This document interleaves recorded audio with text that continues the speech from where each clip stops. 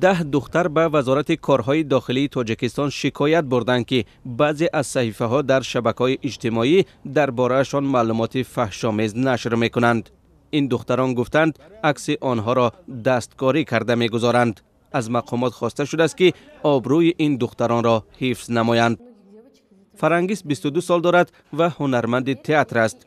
او میگوید که چند وقت پیش تصویرهای او را با سخنهای قبیح در یکی از شبکه‌های اجتماعی جای دادند. او به مقامات مراجعت کرد ولی میگوید که مراجعتش نتیجه نداد. باور ندارد که همسالانش با مراجعت به مقامات می توانند به هدف برسند. فکر میکنید مقامات این را نمیبیند؟ کسی از این صحیفه خبر ندارد؟ همه میدانند اما چیزی نمیگویند. فکر میکنند کو بینیم فردا چی گپ میشده باشد. آنها نمیاندیشند که شاید پگاه یا روز دیگر عکس نزدیکان آنها را گذارند.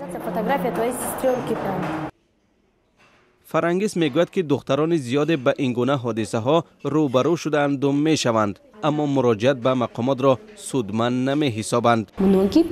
حالتهای زیاد است که به مثل من عکس را این گونه استفاده میبرند، اما هیچ کس مراجعت نمی کند. میدانند که مراجعت کردن بیفایده است. طبق اطلاع رسمی، صاحبان صحیفه های فحشا که اسمشان نهان میماند به درخواست جبر دیده ها برای تازه کردن عکسشان پول طلب میکنند. هنگام بررسی معلوم کردند که این صحیفه ها از خارج کشور اداره می شود. توی اجتماعی یک دروازه به چی مانده شده که هر کسی که خواهد در آمده چیزی که خواهد پیشت چاپ میکند. بدبختانه بسیار حالت با سایت هایی که به تمجوی مشغولند با خود شهروندانی پروژیک هستند. فرنگیس بر این نظر است که نباید مؤلفان این صحیفه ها را در خارجه بجوییم، بلکه آنها در اطراف ما هستند. یک سال پیش همین گونه صحیفه بود. آن را دختر 16 ساله می برد که بعداً بازداشت گردید. از سیمای این دختر معلوم بود که با او اهمیت نمی رسد و از تمام دنیا خفه است. او گفته بود بله به من این دخترها معقول نیستند. آنها مرا آزار می دهند با بودنشان. من خواستم و آنها را پس زدم. ظفر عبداللهیف که کار شبکه‌های اجتماعی را آموخته است، مبارزه با صحیفه های فحشا را مشکل می‌داند. با این ظهورات مبارزه بردن خیلی دشوار است، زیرا با بستن یک صحیفه یا گروه می توانند که صحیفه دیگر باز کنند. یگانه راه به فکرم این است که یکم قربانیان به چنین عمل باید که اهمیت ندهند و مردان باید که به این اعتراض کنند و به همان مؤلف نویسند.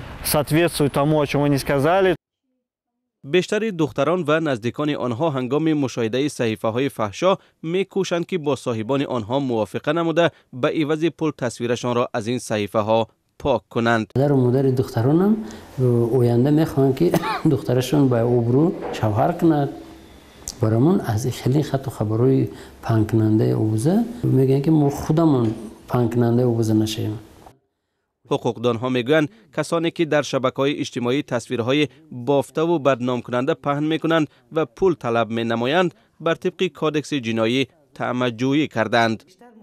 بنیاد جمعیتی تشبث شهروندی سیاست اینترنت حالا طرح قانون درباره داده‌های شخصی در شبکه‌های اجتماعی را تهیه دارد که به قول این سازمان نارسایی‌های موجود را اصلاح خواهد کرد. یعنی هنگامی که نسبت شخص در شبکه عمومی جهانی یگان تحقیر، عکس‌های ناجا یا گفته‌های ناجا یعنی که تنقید باشد، شخص میتواند با مقامات‌های دخلدار مراجعت نماید او را به جوابگری کشد.